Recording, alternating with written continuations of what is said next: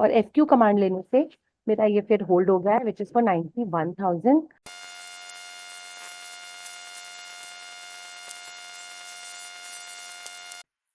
Hello everyone, this is Saroj from tourism school. आज मैं आपको अवेलेबिलिटी के बारे में बताऊंगी। अवेलेबिलिटी किसी भी जीडीएस में मास्टर कमांड है। अगर हम अवेलेबिलिटी को सही से समझें, इसका मतलब हम फेयर्स को बहुत अच्छे से समझ गए हैं। अवेलेबिलिटी में जो सबसे लोवेस्ट फेयर वाली क्लास है, अगर हम उसको समझ पाए और उसको ले पाए, उन क्लासेस को ओपन कर पाए, तो फेयर्स का काम हमारा यहीं से ही हो जाता है। सो आइए देखते हैं कि गैलीलियो में कैसे हम क्लासेस को एथिकल वे से ओपन करते हैं, फेयर लेते हैं, और मैं आपको फेयर कंपैरिजन भी दिखाऊंगी फ्रॉम B2C पोर्टल्स। अवेलेबिलिटी को समझना बहुत ज्यादा जरूरी है। अगर आप अवेलेबिलिटी को सही से समझ पाएंगे तो आप सस्ता फेयर भी निकाल पाएंगे। देखिए, अवेलेबिलिटी ये बोलती है कि जो सबसे लास्ट में क्लास मेंशन होती है वो हमेशा सबसे सस्ती क्लास होती है, अगर कोई टेक्निकल एरर नहीं हुआ तो। जैसे कि अगर मैं यहाँ पर देखूं, ये है दिल्ली टू फ्रैंकफर्ट का example, and then Frankfurt to Toronto.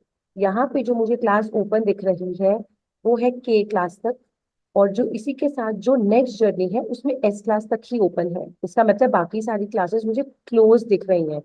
ये क्लास सबसे सस्ती क्लास होगी इस पर्टिकुलर कॉम्बिनेशन की, अगर हमें ये क्लास मिल जाती है तो। फिलहाल मैं बी क्लास उठा रही हूँ यहाँ पर। तो मैंने इसको क्लिक किया और मेरी V class left hand side पे आ गई है। अगर मैं FQBB करूँ, FQBB कमांड मुझे सबसे सस्ता फेयर दिखाएगी जो मुझे मिल सकता है, जो अवेलेबल होगा। वो फेयर है एस क्लास का, शुगर क्लास का, जो सबसे सस्ती क्लास है। और अगर मुझे ये देखना है कि क्या इससे सस्ता फेयर भी मुझे मिल सकता है, तो मैं FQBA कमांड यूज करती हूँ और मुझे डिटेल आ जाएगी कि सबसे सस्ता क्या मिल सकता है मुझे for a one way journey from Delhi to Toronto by Lufthansa. वो 80,000 का है एस क्लास का, और 80,000 मुझे मिल सकती है क्योंकि FQBB में ऐसा मेंशन था। Next important thing to note here is कि जब हम रिटर्न आइटिनरी उठाते हैं, सपोज आपने रिटर्न किया Toronto to Delhi by Lufthansa, तो कुछ क्लासेस और ओपन हो जाती हैं बहुत बार।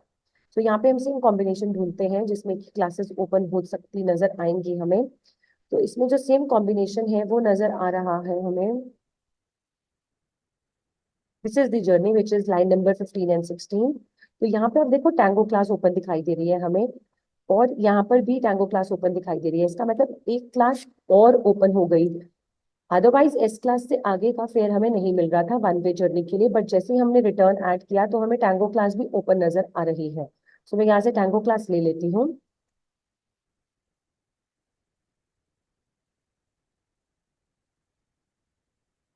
तो ये मैंने अपने पीएनआर में टैंगो क्लास भी होल्ड कर ली है। और अगर मैं अब फेयर देखूं जो सबसे सस्ता मुझे मिल सकता है, तो वो है FQBB से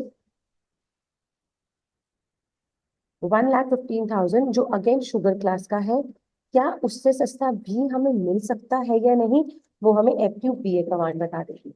तो FQBA कह रही है कि सबसे सस्ता जो फेयर हमें मिल सकता है वो है के क्लास का फॉर एंटायर जर्नी, जो है 92,000 फॉर ए रिटर्न जर्नी। तो हमारा चैलेंज है कि हम के क्लास में बुकिंग कर पाए अगर लुफ्थांसा में, तो हमें ये फेयर मिल जाएगा 92,000 रुपीज का।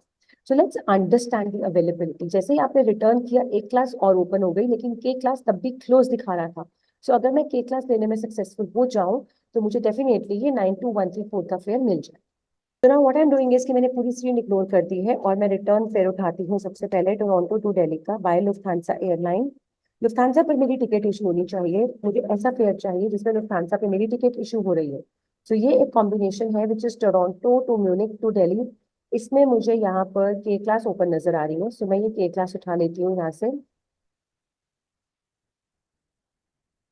मैंने के क्लास सेल की है। तो हम जाने की जर्नी देखते हैं, 10 जुलाई Delhi to Toronto by LH airline. कोशिश हमारी अभी भी के क्लास लेने की है, बट अगर के क्लास नहीं मिलेगी तो हम कोई और क्लास उठाकर फेयर कंपैरिजन कर सकते हैं। सो यहाँ पर मुझे मिल रही है दिल्ली टू फ्रैंकफर्ट। ये सेम वही कॉम्बिनेशन है जो हमें पहले भी मिल रहा था। इसमें जाने की हमें यहाँ पर के मिल रही है, यहाँ पर के नहीं मिल रही है। सो यहाँ पर हमें एस क्लास मिल रही है। सो मैं N1 K7 S8 कर रही हूँ यहाँ पर। जो मुझे क्लास ओपन मिल रही है सबसे सस्ती, मैं वही उठाने की कोशिश कर रही हूँ। तो अब मेरे पीएनआर में एक जर्नी की के क्लास है, एक जर्नी की एस क्लास है। Let's see. So we do FQBB and we get the fare. Which is 1,05,000 जो एस क्लास का मिल सकता है हमें इस केस में। और FQBA कमांड अभी भी मुझे ये चीज बोलेगी कि जो फेयर है वो के क्लास का मिल सकता है विच इज 92,000, बट वो हम ले नहीं पा रहे हैं क्योंकि हमें जाने की के क्लास नहीं मिल रही है, हमें के और एस क्लास मिल रही है। क्योंकि हमें के और एस क्लास मिल रही है जाने की, तो हमारा फेयर 1,12,000 से आपका 1,05,000 आ गया, क्योंकि आप के क्लास उठा पाए रिटर्न जर्नी में और जाने की एक सेगमेंट में आप के क्लास उठा पाए। तो 1,05,000 आ गया, जो कि पहले आपका 1,12,000 आ रहा था। तो आपने फिर रिड्यूस कर लिया by picking up the lowest class. जो फेयर पॉसिबल है वो है 92,000 अप्रॉक्सीमेटली के क्लास का, अगर के क्लास आपको मिल जाए। मैंने नॉर्मली कोई भी क्लास उठाई अवेलेबिलिटी से, तो मुझे सिस्टम ने बोला कि सबसे सस्ता फेयर मिल सकता है एस क्लास का, जो है 1,15,000 का। मैंने अवेलेबिलिटी को अच्छे से समझा, मैंने वो वाला कॉम्बिनेशन उठाया क्लासेस का जो मुझे सबसे लोएस्ट मिल रही थी। मैंने ओपन करी क्लासेस, रिटर्न आइटनरी उठाकर राइट कॉम्बिनेशन उठाया और मैं फेयर को 1,05,000 पर लेकर आई। और क्योंकि अब मैंने के क्लास उठा ली है पूरी जर्नी में, बस मैंने एक माइनर सा चेंज किया है कि जो रिटर्न जर्नी है वो मेरा कनेक्शन मैंने म्यूनिक से लिया है, तो के क्लास मुझे मिल गई है और मेरे को फेयर भी 91,000 का मिल गया है। और अगर मैं ये फेयर को होल्ड करना चाहूँ तो मेरे को बुकिंग को क्लोज करना होगा।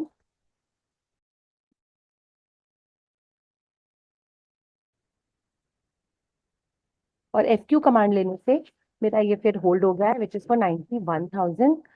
और मैं इस फेयर को सेव कर देती हूँ। आप लेफ्ट हैंड साइड पे देखिए ये फेयर फाइल हो गया है। तो थोड़ा सा चेंजेस करने से, क्लासेस को समझने से, अवेलेबिलिटी को समझने से आप वो फेयर डेफिनेटली ले पाएंगे।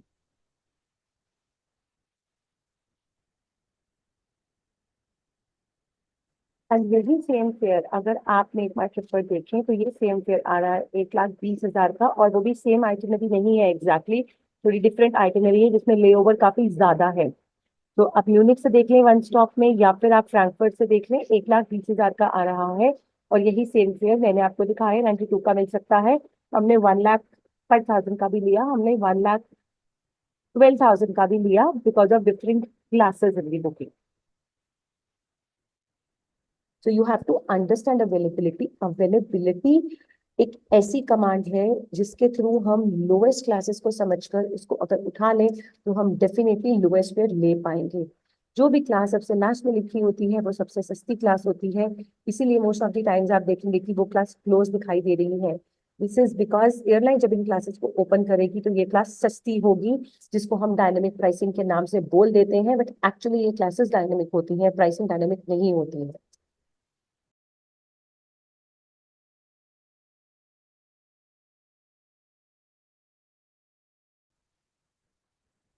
So let's take example of Delhi to New York. I'm taking same airline Lufthansa because हमने भी Lufthansa को समझा है अच्छे से।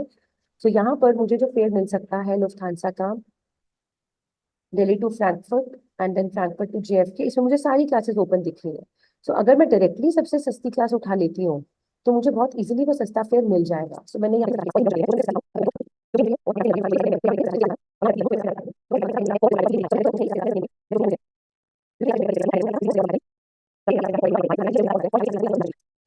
एग्जैक्टली सेम फेयर अगर आप मेक माई ट्रिप पर देखें, एग्जैक्टली सेम आइटिनरी का जो 250 पे जा रही है दिल्ली से, और रिटर्न जब है न्यूयॉर्क से 2150 पे चल रही है, तो ये 1,01,000 समथिंग का फेयर दिखा रहा है।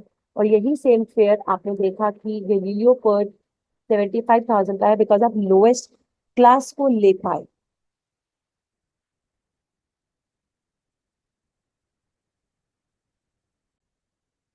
आप ये फेयर को स्टोर भी कर चुके हैं, ये फेयर डेफिनेटली स्टोर हो चुका है आपके लिए यहाँ पर, विच इज 75,000। ये जो 1,01,000 का फेयर दिखा रहा है वो भी मैं GDS पे आपको दिखा सकती हूँ, वो हायर बुकिंग क्लास का होगा, जो के से ऊपर की क्लास है उस